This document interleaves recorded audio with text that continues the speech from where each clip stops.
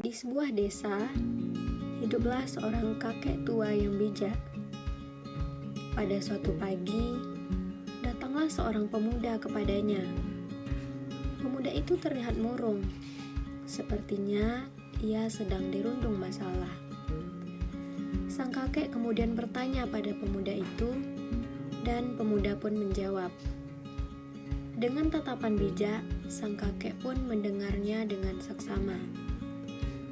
Kemudian, setelah sang pemuda selesai, sang kakek segera mengambil segenggam garam dan meminta sang pemuda untuk menyediakan segelas air. Kemudian, sang kakek segera menaburkan garamnya tadi ke dalam gelas dan mengaduknya. "Coba minum ini dan katakan bagaimana rasanya," perintah sang kakek. "Asin dan pahit, pahit sekali," jawab pemuda itu sambil meludah ke sisinya, sedangkan sang kakek itu tersenyum sambil melihatnya. Kemudian, sang kakek mengajak pemuda itu untuk berjalan ke tepi telaga di dalam hutan dekat dengan tempat tinggalnya.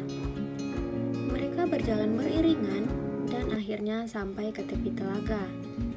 Sang kakek menabur segenggam garam ke telaga itu dan menggunakan sepotong kayu untuk mengacaunya dan menciptakan riak air di telaga itu. "Coba ambil air dari telaga ini dan minumlah," perintah sang kakek lagi. Pemuda itu pun meminumnya. Sang kakek pun bertanya, "Bagaimana rasanya?" "Segar," sahut si pemuda. "Apakah kamu rasa mesin garam di dalam air itu?" tanya kakek lagi. "Tidak," jawab si pemuda. Sang kakek kemudian menepuk punggung si pemuda, lalu mengajaknya duduk di tepi telaga itu.